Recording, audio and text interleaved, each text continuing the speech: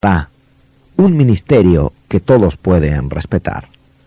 Al final de este mensaje compartiremos con ustedes nuestra dirección y el número telefónico donde usted puede solicitar nuestros materiales de estudio. Y ahora con ustedes, el pastor David Ormachea. Hay una tremenda diferencia entre algo que es simple y algo que es simplista. Algo simple o alguien simple es alguien desabrido, falto de sazón, falto de sabores, alguien apacible, un mentecato. Una persona simplista describe a alguien que simplifica o tiende a simplificar, que hace sencillas las cosas. Hay personas que en su esfuerzo de ser simplistas se vuelven simples, desabridos, mansos, apacibles. A veces queremos tener un acercamiento fácil y lo convertimos en algo demasiado simple, sin profundidad, y a veces en nuestro deseo de ser demasiado sofisticados, transformamos las cosas en algo confuso. Un anuncio en un periódico decía lo siguiente: este es un instrumento sofisticado de arte totalmente integrado para usado amigablemente, multifuncional, omnilingual, multipropósito, que permite escribir lo que usted piensa. ¿Sabe usted qué definía aquello? Tremenda y enredada declaración para definir simplemente a un lápiz. Simplemente un lápiz. Como un plomero que una vez escribió a la Oficina Nacional de Regulaciones de los Estados Unidos porque quería saber si podía usar ácido clorhídrico para destapar las tuberías en las cuales estaba trabajando. Él quería estar seguro de que esto no rompía ninguna regla y por eso escribió a esta oficina. Escuche la respuesta que él recibió. La eficacia del ácido clorhídrico es indiscutible, pero sus residuos corrosivos son incompatibles con sustancias metálicas. El plomero leyó la nota y escribió entonces agradeciendo a esta oficina por darle el permiso para usar el ácido. Entonces los miembros de esta oficina entraron en pánico y trataron de escribirle otra nota más apresuradamente, la cual decía: no podemos asumir la responsabilidad por la producción de residuos y sustancias tóxicas que puede producir el ácido clorhídrico.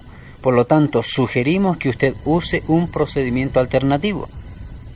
Este humilde plomero estaba sorprendido que otra vez le hayan escrito para decirle la misma respuesta y quedó un poco confundido. Finalmente, uno de los más grandes comunicadores que tenía esta oficina tomó un papel y escribió lo que él creía que debía haber sido comunicado, diciendo: no use ese ácido porque va a destruir las cañerías. Eso es sencillo, una buena comunicación. Ese es el tipo de comunicación que trata de describir las cosas en forma sencilla. A veces en nuestro esfuerzo por hacer cosas claras, las complicamos y a veces también no decimos lo suficiente. Por eso necesitamos tener un balance. Encontré un versículo que me había olvidado, que está en el libro de 2 de Corintios, capítulo 1, versículo 3. Al leerlo encontré que comunica algo mejor de lo que nosotros podemos decir y además lo hace con un lenguaje muy bello. El apóstol admite: pero temo que como la serpiente con su astucia engañó a Eva, vuestros sentidos sean de alguna manera extraviados de la sincera fidelidad a Cristo. Dice el apóstol: tengo miedo que si siguen obteniendo más y más conocimiento, lleguen a ser demasiado intelectuales y a hacerse medio sofisticados. Y en determinado momento se pierdan del camino porque el enemigo puede venir y los puede engañar, así como engañó a Eva. Esto lo puede lograr tratando de sacarlos a ustedes de la sincera fidelidad a Cristo. Tengo temor que Satanás venga con su astucia y extravíe vuestros sentidos. Las Escrituras nos dicen bastante acerca del conocimiento, pero nos hablan mucho más acerca de la sabiduría. Interesantemente, nosotros nunca podemos ser demasiado sabios, nunca podemos tener demasiada sabiduría, aunque al ganar conocimiento podemos convertirnos en arrogantes. Pero la sabiduría nunca nos lleva al orgullo. El conocimiento sí puede llevarnos al orgullo. He establecido como una de las metas de mi vida en la última parte de mi ministerio en esta tierra, que no solamente pueda juntar hechos y conocimiento, sino sabiduría. porque en la sabiduría tenemos la posibilidad de aplicar los conocimientos a la vida.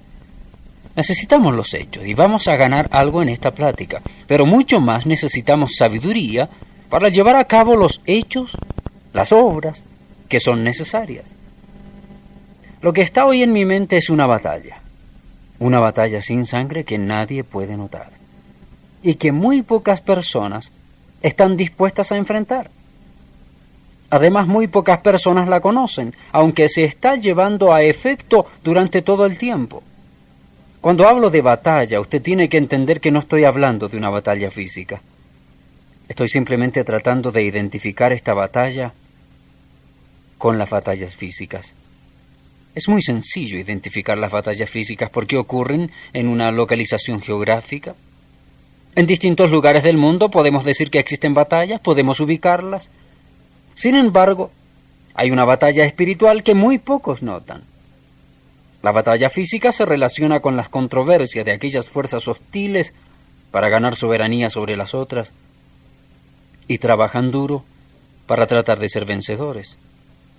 Sería demasiado simple decir que la única clase de batalla que se efectúa ocurre en el campo físico, aunque eso sería precisamente lo que el enemigo de nuestras almas quisiera que creyéramos. Aquel mismo que engañó a Eva le encantaría con su astucia, con sus artimañas, engañarnos y creer que no existe una batalla espiritual. El señor Donald Barnhouse escribió hace años atrás un libro titulado La guerra invisible. En él apunta con su dedo a la astucia de la batalla invisible. Escuche lo que dice. Ni siquiera las batallas modernas son peleadas con tan grande intensidad en este mismo momento. La Segunda Guerra Mundial tuvo meses preliminares que fueron llamados la Guerra Falsa. En el intervalo entre la Segunda Guerra Mundial y la Tercera, que algunos vaticinan que vendrá, existe lo que llaman la Guerra Fría. Desde nuestro punto de vista humano podemos pensar que hay fases similares de relajación o de intensidad en la batalla invisible. Pero en este campo, como en el campo del carácter, el hombre mira a las experiencias externas. No tiene indicios de la batalla invisible. No existe amnistía con la batalla invisible. Lo que podría aparecer como solamente una escaramuza podría realmente ser una confrontación mayor. Usted está peleando una batalla, no puede verla porque es invisible.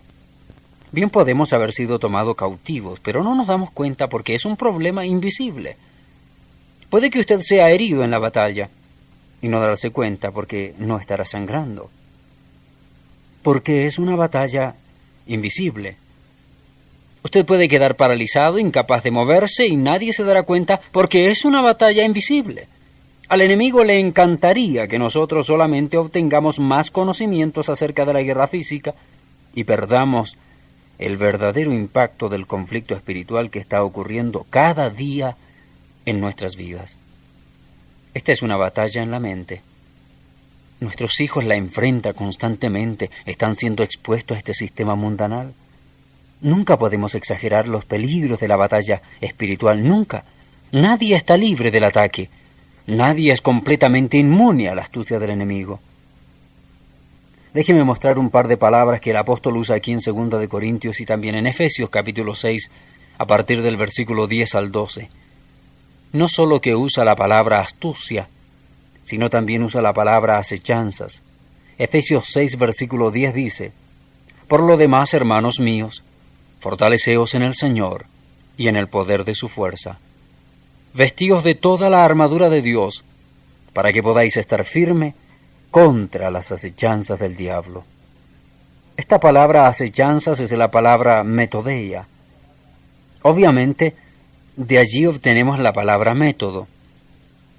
Dice el apóstol que debemos de vestirnos de la armadura de Dios para poder estar firmes contra los métodos de ataque que tiene el enemigo. Quien tiene grande astucia, triquiñuelas, que son estrategias. No piense que Satanás es un pequeño ser de color rojo que tiene una horqueta en las manos. La criatura más poderosa, más sedienta de sangre espiritual, la criatura más malvada que está en este mundo, es nuestro adversario el diablo. Si usted puede seguir creyendo en aquella fantasía medieval de una pequeña criatura con piel roja, está siguiéndole el juego porque él se siente alegre y contento de poder llevar a cabo este engaño.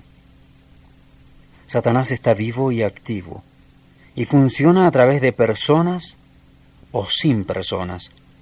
Funciona en eventos, funciona en las depresiones, en el éxito, en el dinero, en la pobreza. En todo está usando constantemente sus métodos. El versículo 12 describe la lucha, diciendo, porque no tenemos lucha contra sangre y carne. Esto lo repite. No es una batalla física. Usted no puede oler el humo de la artillería, no puede escuchar los cañones, no puede ver los incendios o las explosiones, pero no es algo en el campo físico. No tenemos lucha contra sangre y carne, sino contra principados, contra potestades, contra los gobernadores de las tinieblas de este siglo, contra huestes espirituales de maldad en las regiones celestes. Realmente esto está describiendo una increíble actividad demoníaca. Es una actividad muy amplia, en diferentes niveles. Es una batalla que tiene un método. Satanás nunca descansa. Esta criatura sobrenatural nunca duerme. Está constantemente trabajando. Trabaja en la ignorancia y trabaja en los más altos niveles de inteligencia. Trabaja en el campo militar, en el campo filosófico, en el campo religioso, constantemente. Y en todo campo está trabajando. Si usted no se da cuenta que existe una batalla, usted está siendo vencido solamente por vivir en la ignorancia. Hay otra palabra aún más vívida que la palabra método. Segunda de Corintios capítulo 2 versículos 10 y 11. Quiero ser sencillo en mi explicación. Quiero tener una explicación entendible, pero de ninguna manera quiero pecar de simple, ingenuo. No quiero que usted al terminar de escucharme diga, ahora lo entiendo todo, pero tampoco quiero que diga, esto es más profundo que lo que yo puedo imaginarme. Poco a poco vamos a ganar más visión acerca de los métodos y astucia de nuestro enemigo. Segunda de Corintios capítulo 2 versículos 10 y 11 nos puede ayudar cuando dice, y al que vosotros perdonáis, yo también. Porque también yo, lo que he perdonado, si algo he perdonado, por vosotros lo he hecho en presencia de Cristo, para que Satanás no gane ventaja alguna sobre nosotros, pues no ignoramos sus maquinaciones. El tema que se está tratando es el tema del perdón. Pablo está suplicándole a los corintios que perdonen a aquel que ha hecho una basura de su vida, que ha querido herir el testimonio de la causa de Cristo. Ellos lo habían disciplinado, pero se habían olvidado de perdonarlo, por lo tanto, les está suplicando que lo perdonen. ¿Pero por qué? Dice, para que Satanás no gane ventaja, porque él tiene maquinaciones. Esta no es la palabra metodeia. Esta es la palabra naema en el griego. Le doy estas palabras simplemente para que pueda notar que son diferentes, porque existe un trasfondo diferente. Ni siquiera suenan igual. Metodeia significa método, naema significa algo diferente, no es lo mismo. Es la palabra de la cual podríamos desprender la palabra mente. Dice el apóstol, no debemos ser indiferentes a los juegos que tiene Satanás en nuestra mente. No debemos ser inconscientes de los ataques y asaltos mentales que recibimos. No debemos olvidarnos de que él, Satanás, ataca en la mente. No piense en la mente como el cerebro que está dentro de nuestro cráneo solamente. Piense en la mente como la persona interior que está conectada con todas las emociones, con la voluntad, con el intelecto. El cerebro está incluido, pero también está incluido el sistema nervioso, la manera como pensamos, cómo reaccionamos en la vida. Él constantemente y continuamente, en forma insidiosa, ataca nuestro ser interior de aquellos que somos parte del pueblo de Dios. Satanás desprecia nuestra misión en Jesucristo. Él sabe que no puede derrotarnos porque las puertas del infierno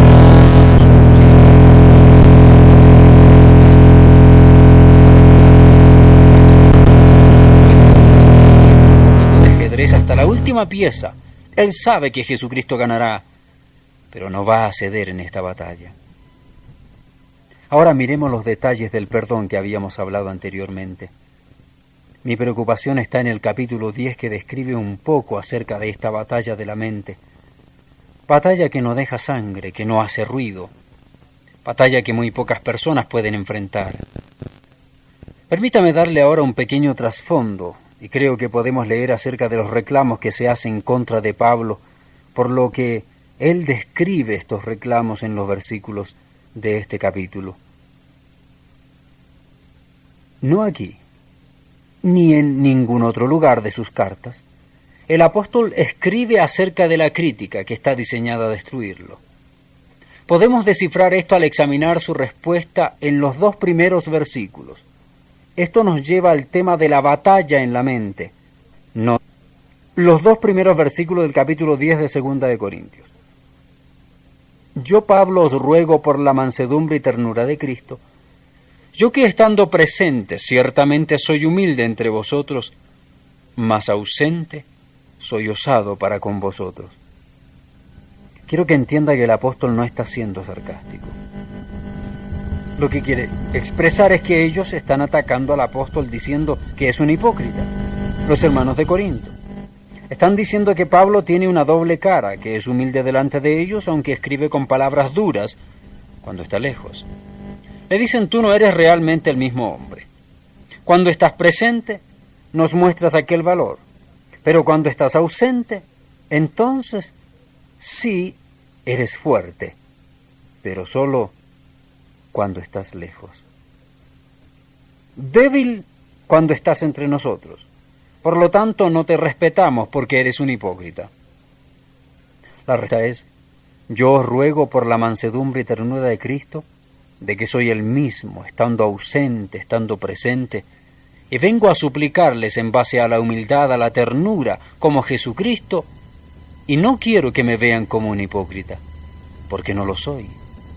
Ustedes que están diciendo que yo soy débil cuando estoy cara a cara, pero que soy osado cuando estoy ausente, saben que eso no es verdad. Noten, el primer reclamo que tienen contra Pablo es decirle que está actuando hipócritamente. El segundo aparece en el versículo 2, cuando mencionan que Pablo tiene motivos carnales. Pablo tiene motivos carnales, eso es lo que están diciendo. El versículo dice, ruego pues que cuando esté presente no tenga que usar de aquella osadía con que estoy dispuesto a proceder resueltamente contra algunos que nos tienen como si anduviésemos según la carne. Habían personas que estaban diciendo que Pablo era un carnal. Cualquier persona que promueva la gracia por momentos será criticado, y será criticado a veces de vivir una vida carnal. Aquellos judaizantes y otros que le veían con el rabo del ojo, lo vieron como un hombre carnal. Decían, es un hombre que no tiene pureza en sus motivos y que puede manipular a la gente. Por eso el apóstol en el versículo 2 está aclarando esto según lo que vemos implicado.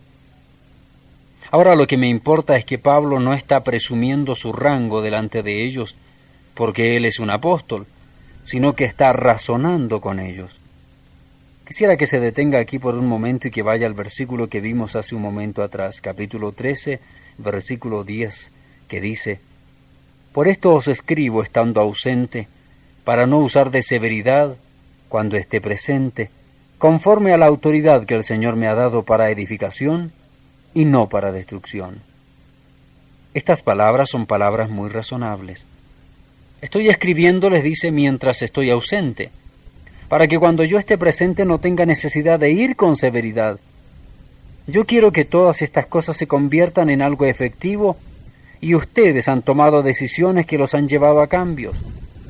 Entonces, cuando yo esté con ustedes, usaré mi autoridad para ayudarles a construir y no para destruir. Ese es mi punto. No siempre el rol de un pastor es exhortar a una persona. No siempre el rol de un pastor es usar la autoridad de una manera fuerte, aunque a muchas personas les encantaría que uno lo haga.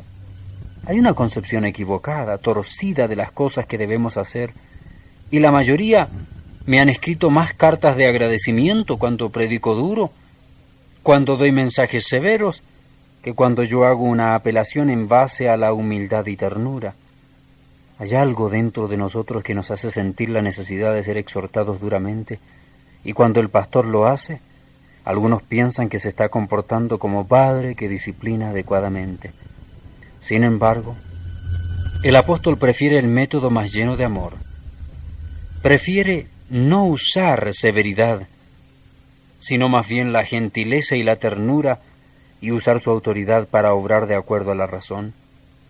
Volvamos al capítulo 10 porque allí el apóstol tiene el tema en la mano. Es lo que aparece detrás del escenario. El tema es la mente. Cuando usted está tratando con la sabiduría, no solo tiene que tratar con la superficie, con lo obvio. Usted tiene que ir más allá, entrar y profundizar. El apóstol ve esta como una oportunidad de comunicar una verdad mucho más profunda que algo obvio. El versículo 3 y 4 y también el versículo 5 dice: pues aunque andamos en la carne, no militamos según la carne, porque las armas de nuestra milicia no son carnales, sino poderosas en Dios para la destrucción de fortalezas, derribando argumentos y toda altivez que se levanta contra el conocimiento de Dios, y llevando cautivo todo pensamiento a la obediencia a Cristo. Esta es una tremenda sección de las Escrituras, y siempre lo he pensado, pero no lo he analizado profundamente como quiero hacerlo ahora. El apóstol comienza diciendo en el versículo 3 que somos humanos, que andamos en la carne. Está diciendo: yo no soy un superhombre aunque soy un apóstol.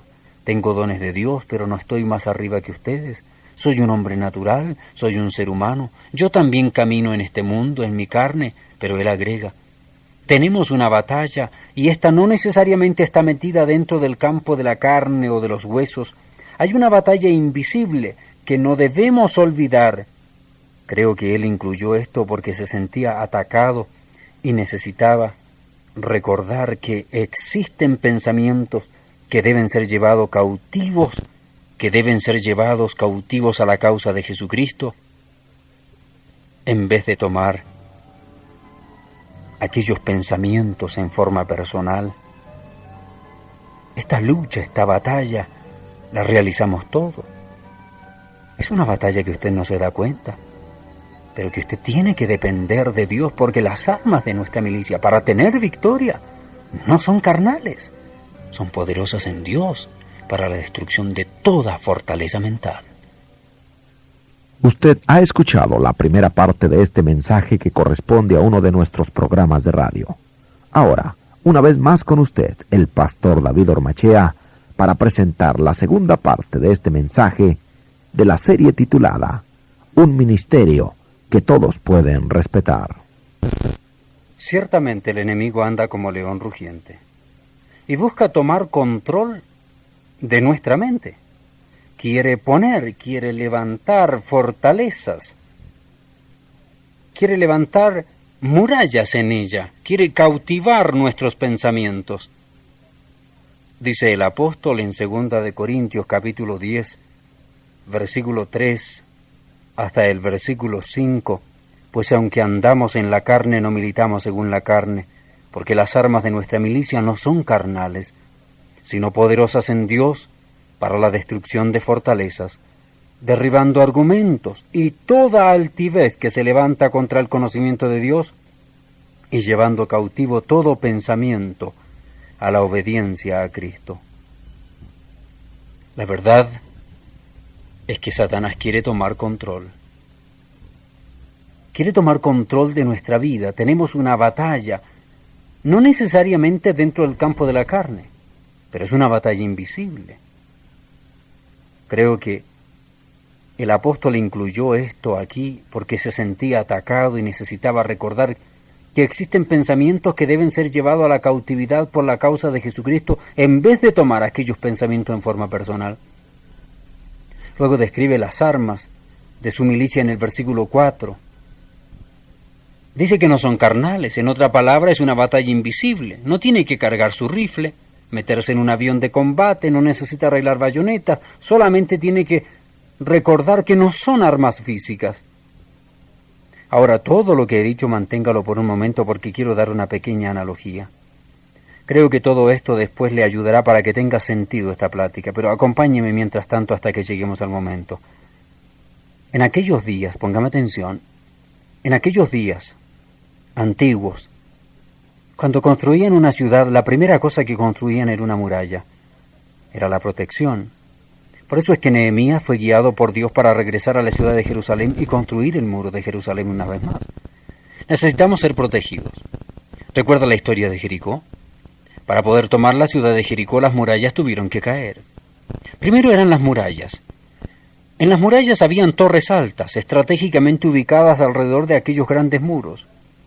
En ese lugar estaban los militares superiores que decían y que daban las instrucciones a sus tropas acerca de dónde estaban localizados y el estilo de ataque que estaban recibiendo de parte de los enemigos.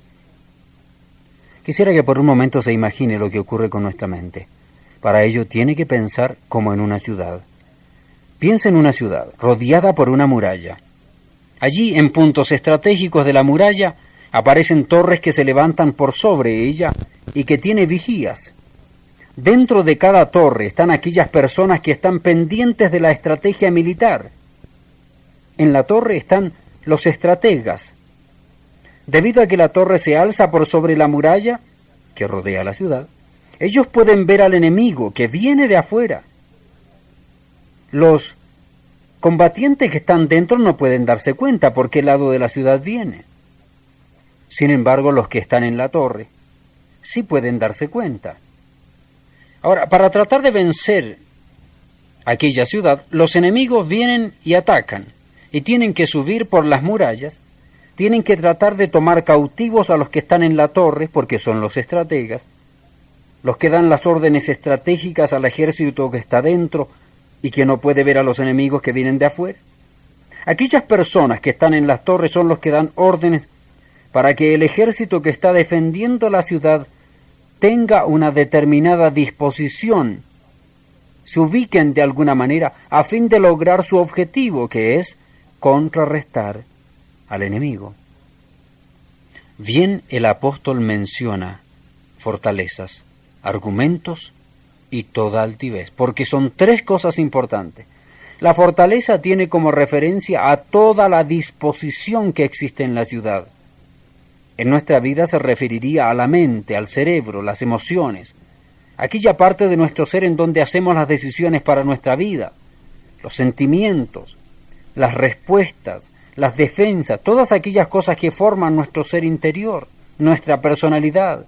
Eso sería la fortaleza, nuestra mente total. Luego los argumentos se refieren a la muralla que rodea la ciudad, y en nuestro caso se refieren a aquellos gigantes argumentos que quieren impedir que el Señor tome control absoluto de nuestro ser. La altivez se refiere en este pasaje a aquellas torres que nos imaginamos allí en la ciudad, torres que están ubicadas estratégicamente para poder dirigir nuestro ejército en una guerra. La altivez se refiere a aquella inclinación que tiene nuestra mente para dirigir nuestra vida. Cuando hace referencia, todo pensamiento lo hace específicamente a aquello que pensamos, a todo lo que pensamos como individuos. Mientras nosotros estábamos sin Cristo, nuestras mentes habían sido conquistadas, controladas por el enemigo. Cuando Cristo vino a nuestra vida en el momento de nuestra conversión, entró, subió la muralla para llegar a aquel punto estratégico donde están los vigías y para tomar nuestros pensamientos y tenerlos cautivos de acuerdo a su voluntad. Tristemente, a veces esto no siempre es algo constante en nuestra vida, porque hay una batalla permanente con el enemigo, batalla en la cual este enemigo trata de mantener su territorio dominado, y cuando hemos sido conducidos hacia nuestro Salvador, quien tiene todo el derecho para tomar control, se inicia una tremenda batalla en nuestra mente. Nuestra mente se constituye en un campo de batalla. Nuestro Salvador quiere tener el control total. Él pasa por sobre las murallas, se mete a las torres para controlar nuestros pensamientos. Hemos desarrollado nosotros un plan de resistencia debido al hábito, a la rutina que hemos llevado, y también por nuestra naturaleza depravada que trabaja dentro de nosotros. Y esto significa que hay una constante batalla para no dejar que el diablo conquiste. Sin embargo, notamos que Satanás lucha para que no llevemos cautivo todo pensamiento a Jesucristo. Déjeme mostrarle cómo funciona esto en los versículos 4 y 5. Porque las armas de nuestra milicia no son carnales, sino poderosas en Dios para destrucción de fortalezas. Nuestro Señor Jesucristo quiere destruir aquellas fortalezas de resistencia, aquellas murallas que tenemos. Entonces pasa por sobre ellas y entra, y estamos entregando a Él el control de nuestra vida. El proceso lo encontramos allí en el versículo 5, cuando dice que lo hace derribando argumentos y toda altivez que se levanta contra el conocimiento de Dios y llevando cautivo todo pensamiento a la obediencia a Cristo. Destruye las especulaciones, destruye los argumentos que tenemos y no olvide que esa es una muralla que rodea nuestra mente. Podemos llamar a esto nuestras actitudes mentales, tradicionales, todo el sistema de valores que tenemos. No podemos empezar a caminar en victoria hasta que el Señor penetre aquella gruesa muralla y pase a través de nuestra defensa. Vamos a hablar de cómo sucede esto dentro de un momento, pero quiero que mantenga esto en mente. El Señor tiene que pasar a través de aquellas murallas que se llaman nuestros argumentos. En segundo lugar, cuando Él pasa a través de la muralla, se encuentra con aquellas torres donde se hallan los vigías, los estrategas de nuestra vida carnal y pecaminosa. A esto podríamos llamar la altivez. Esta altivez con que enfrentamos la vida es como un tremendo bloqueo mental que hemos desarrollado a través de los años. A menudo este bloqueo está basado en pensamientos tradicionales, cosas que hemos adquirido de la conducta y acciones de nuestros padres, pero que ahora forman parte de nuestra propia conducta. Algunas veces también está formado por las cosas que hemos aprendido de nuestra vieja naturaleza, de nuestra inclinación pecaminosa, y estos bloques se van levantando día tras día. Alguien escribió acerca de la importancia de ser hombres y mujeres creativos en este mundo y la necesidad de tener una mente renovadora. Se describen 10 amarras, 10 cerraduras mentales que nos mantienen como seres humanos y no innovadores. Algunas de estas declaraciones son cosas que nos decimos constantemente a nosotros mismos.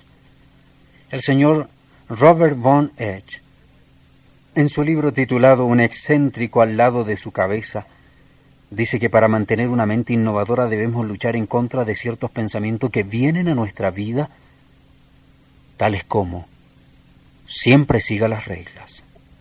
La gente que tiene un pensamiento renovador es gente que quiere cumplir las reglas, pero que cuando éstas le amarran a tradicionalismos, se olvidan de ellas.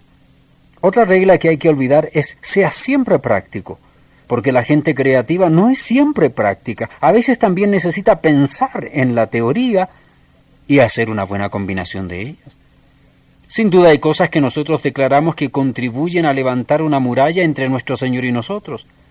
Por ejemplo, cuando declaramos: no, yo no puedo, esta es mi forma de ser. Esa es la forma que siempre he sido, no puedo cambiar, no puedo hacer nada. Esa es mi debilidad. Usted puede tener una lista de declaraciones como esta que son barreras que se están interponiendo entre su Señor y usted. Dice el versículo 16 que el pensamiento es tratar de llevar todo pensamiento cautivo a la obediencia de Cristo. Esto es tan profundo como llegar hasta los propios pensamientos, porque de ellos se inician nuestras acciones. El apóstol está admitiendo allí que si la congregación estuviera con él, podría llevar todo un proceso de disciplina de la iglesia, pero que necesita que estén unidos en este desafío. Mire lo que dice el versículo 6. Estando prontos para castigar toda desobediencia, cuando vuestra obediencia sea perfecta. Si todos estamos unidos en este propósito, dice Pablo, podemos limpiar toda esta basura, todas estas murallas que se interponen para vivir una vida victoriosa. Bueno, creo que es suficiente con las explicaciones que he dado para que se pueda entender adecuadamente lo que voy a decir. Ahora quisiera entrar en cosas más específicas y déjeme ser práctico en esto. ¿Cómo podemos lograr que esto ocurra? ¿Cómo podemos tratar con estos bloqueos mentales? ¿Cómo podemos tratar con estos viejos hábitos que todavía algunos de ustedes están llevando en esta batalla en la llamada vida cristiana? Y para que podamos seguir caminando y moviéndonos, ¿cómo actuamos? Creo que hay 4 palabras que son importantes aquí. En primer lugar, memorice. En segundo lugar, personalice. En tercer lugar, analice. Y en cuarto lugar, visualice. No olvide aquellas palabras porque son importantes. Para que mis pensamientos lleguen a ser pensamientos de acuerdo al modelo de Jesucristo, necesito poner en mi mente sus pensamientos. Creo que esto es lógico. Si quiero tener los pensamientos de Jesucristo, tengo que poner en mi mente sus pensamientos. Y no conozco otra manera más efectiva que la memorización de ciertas secciones de la palabra del Señor. Por eso digo, memorice. Me pregunto si usted todavía lo hace. ¿Todavía tiene esta sana costumbre cristiana? ¿Está usted memorizando siquiera un versículo al mes? Muchas personas tienen diferentes sistemas. Algunos escriben en un papel, lo ponen en distintos lugares donde lo ven constantemente durante el día. Pueden ubicarlo en el espejo de su baño, en cualquier lugar donde esté allí por algunos momentos. Y allí repite y repite aquel pensamiento. Esto comienza a ser parte de su cerebro, su mente se mete allí en sus pensamientos, y ese pensamiento no es suyo, es pensamiento de Dios, y es así como ese pensamiento de Dios pasa a ser parte de sus propios pensamientos. No olvide, la memorización de las Escrituras es importante. La memorización es un proceso. Es una técnica que nos ayuda a desarrollar una disciplina mental y que nos ayuda a salir de aquellos hábitos que hemos llevado por muchos años. Le desafío, memorice las Escrituras. Recuerde que el solo hecho de escuchar algo relacionado con las Escrituras no nos va a ayudar. Estudie la palabra de Dios y memorice, tenga disciplina. En segundo lugar, cuando usted ya haya memorizado, tiene que empezar ahora a personalizar el mensaje obtenido. Segunda palabra, personalice. Al decir esto quiero decir que usted lee las Escrituras, pero a la vez comienza a tratar de poner pronombres personales que se refieren a su persona. Por ejemplo, yo, mí, mío. Veamos un ejemplo en los versículos 3 al 5. La forma de personalizar este pasaje sería lo siguiente. Pues aunque yo ando en la carne, no milito según la carne, porque las armas de mi milicia no son carnales, sino poderosas en Dios para la destrucción de fortalezas, derribando todos mis argumentos y toda mi altivez que se levanta contra el conocimiento de Dios, y llevando todos mis pensamientos cautivos a la obediencia a Cristo. Hay otra sección de las Escrituras que podemos poner como ejemplo. Filipenses capítulo 4, dice allí, por nada estéis afanosos, si no sean conocidas vuestras peticiones delante de Dios en toda oración y ruego con acción de gracias. ¿Cómo lo personalizamos? Diciendo, por nada necesito estar afanoso, sino más bien debo hacer que mis peticiones sean conocidas delante de Dios en mis oraciones y mis ruegos y con mis acciones de gracias. Y la paz de Dios, que sobrepasa todo entendimiento, guardará mi corazón y mis pensamientos en Cristo Jesús. Esa es la forma de personalizar las Escrituras. Esto me ayuda a ir guardando en mi mente aquellos pasajes que han sido escritos para otra cultura, pero que son relevantes y que son aplicables a mi propia vida. Esto ha ocurrido muchas veces en mi vida, sobre todo cuando he tenido temor. Cada vez que he tenido que atravesar por un lugar peligroso, he personalizado algún pasaje y lo he aplicado a mi propia vida, a mi propia circunstancia. Es posible que usted también en medio de algún lugar tenebroso haya personalizado el Salmo 23, diciendo, el Señor es mi pastor, nada me faltará. En lugares de delicados pastos me hará descansar. Así puede usted personalizar las Escrituras diciendo, aunque pase por valle de sombra de muerte, yo no temeré mal alguno porque estoy absolutamente seguro que el Señor está conmigo. Eso nos ayuda a aplicar las Escrituras en nuestra propia vida. Cuando personalizo las Escrituras, ellas llegan a ser parte de mi propia vida y mientras más porciones memorizo, más fácil es la tarea de personalización de las Escrituras. No necesariamente tengo que encontrar un versículo y saberlo literalmente, pero es importante personalizarlo y que sea parte de mis pensamientos, y a mi mente llega esta abundancia de la palabra de Dios y llega a ser como un gran reservorio de verdad, en vez de un tremendo hueco con basuras o con información que en vez de ayudarme me destruye. En tercer lugar, analice. Es interesante que como parte del proceso de recuperarse de la dependencia de la droga y del alcohol, se usa el proceso de análisis de uno mismo. Preguntas que hay que hacerse, por ejemplo, ¿por qué lo hago? ¿O por qué estoy tan cerrado? ¿Hay algo a lo cual yo tenga miedo? ¿Realmente quiero yo la voluntad de Dios de mi vida en este momento? Eso es parte de un análisis que se hace. Ese es un proceso de autoanálisis. Muchas veces vivimos vidas no sensitivas. Aplastamos la verdad. No la dejamos que florezca ni que salga a la luz. Alguien dijo que somos inválidos no por nuestros pecados, sino porque ocultamos nuestros pecados. Tratamos de ocultar nuestros pecados, de ocultar las grandes verdades, no queremos descubrirlas, no queremos autoanalizarnos. Algunas personas necesitan ayuda profesional para hacer esto. Algunos necesitan un analista para que les ayude a poner en orden las piezas de aquel rompecabezas que está desordenado.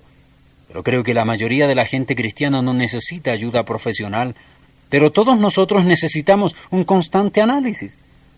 Sin embargo, este es un trabajo duro porque a veces es doloroso descubrir nuestras áreas de debilidad, pero al hacerlo necesitamos confesarlas y no ocultarlas. A veces se necesita confrontar a alguna persona por el amor que le tenemos y a veces son ellos los que nos confrontan, los que nos ayudan a hacer un análisis. A veces el beneficio de tener un amigo personal cercano que nos puede apuntar con su dedo y decirnos lo que está ocurriendo es algo muy necesario porque nos ayuda a analizarnos. Esa es la forma como se destruyen nuestros argumentos y nuestra altivez. Cuando usted se detiene y comienza a pensar en su situación y hace un análisis, puede darse cuenta que tendrá sentimientos que nunca han sido tratados adecuadamente ni investigados. Se da cuenta que ha tenido ciertas reservas con algunas personas o con alguna situación, con un trabajo o con una amistad de la cual usted nunca se ha sentido libre, no le ha gustado hablar, ha mantenido eso oculto, nunca lo ha aclarado. Por eso es importante que una vez que haya memorizado las Escrituras, que haya personalizado el pasaje, haga un serio análisis de su propia vida para comenzar a visualizar lo que verdaderamente esto significa al ser comparado con nuestra propia realidad. Es por eso que la palabra del Señor nos dice que confiemos en el Señor con todo nuestro corazón y que no nos apoyemos en nuestra propia prudencia. Necesitamos apoyarnos en el consejo de la palabra de Dios, hacer un análisis de acuerdo a su palabra y no de acuerdo a nuestra propia inteligencia. Muchas personas viven vidas derrotadas porque se ven a sí mismas como derrotadas. ¿Cuántas personas siguen manteniendo una relación interpersonal destruida y rota porque piensan que esa es la manera que deben vivir? Nunca han querido poner a funcionar el poder de Dios en su vida y pasar por encima de esas diferencias y aclarar las situaciones y seguir adelante. Algunos viven vidas cristianas totalmente derrotadas. Si eso es lo que usted cree que merece, usted está haciendo de la muerte de Jesucristo un sacrificio en vano, porque Él no murió para que vivamos en medio de la mediocridad, sino para que vayamos camino a la perfección, y Él nos da el poder para hacerlo. La cuarta palabra es visualice. Tenemos que tener visión y ver una nueva clase de vida, una nueva oportunidad, no creer que todo va a quedar allí, en aquella situación conflictiva que vivimos, sino que hay esperanza, que hay la oportunidad de visualizar un campo nuevo, totalmente diferente del que vivimos ahora. Alguien dijo que si uno avanza confiadamente en la dirección de sus sueños y se compromete a vivir una vida que ha imaginado, ha de encontrar el éxito inesperado en cualquier momento. Eso es lo que creo que es la vida cristiana, es un constante proceso de aprender las Escrituras, de poner el pensamiento de Dios en nuestra mente, de hacerlo algo personal, que no quede solamente en las páginas de la Biblia, sino que sea personalizado, que luego haga un completo análisis de mi situación para ver las diferencias que tengo entre mis pensamientos y el pensamiento que estoy obteniendo de la palabra de Dios, que es el pensamiento de Dios, y que finalmente tenga la visualización, que tenga la visión de creer que al aplicar aquellos principios voy a ver días mejores y comenzar a aplicarlos estos principios para tener victoria en Jesucristo y para que mis pensamientos vayan siendo llevados cautivos a la obediencia de Jesucristo y no a la obediencia de mis propios deseos pecaminosos y carnales.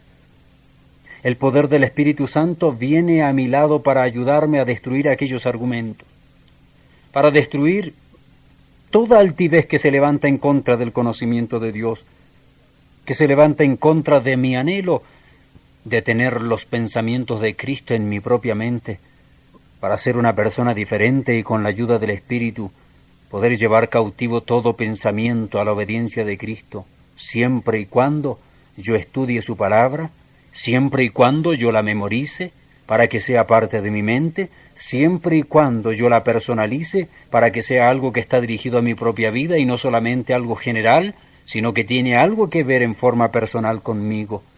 Luego que haga un análisis de mi situación y cambie lo necesario y me ajuste a los principios de Dios, solamente así podré visualizar una vida diferente, porque aquel que vive bajo la dirección del Espíritu y aplica los principios de la palabra de Dios, por seguro tendrá victoria en esta batalla, usando las armas divinas, porque las armas de nuestra milicia no son carnales, pero poderosas en Dios para la destrucción de toda fortaleza, de todo argumento, de toda altivez que impide conocer a Dios, pero a la vez con la ayuda del poder del Espíritu Santo. Con él podemos llevar todos nuestros pensamientos cautivos a la obediencia de Jesucristo. Esa es la meta, esa es la batalla sin sangre que nadie nota, pero que luchamos a cada momento y hasta el fin de nuestra vida. Por lo tanto, necesitamos analizar la palabra de Dios, personalizarla, necesitamos memorizarla y visualizar la victoria que tenemos los que somos sus hijos. Ha sido un privilegio compartir con ustedes la exposición de la palabra del Señor. Si usted desea adquirir toda esta serie de estudio o recibir información sobre los materiales disponibles, escriba una carta a Visión para Vivir, P.O. Box 87500, Yorba Linda, California 92686, o llámenos al teléfono 1-800-89-VIVIR. El número es 1-800-898-4847. Su llamada debe hacerla entre las 8 de la mañana y las 4 de la tarde de la hora del Pacífico. Hasta una nueva próxima oportunidad, cuando juntos desprendamos de la palabra de Dios más visión para vivir.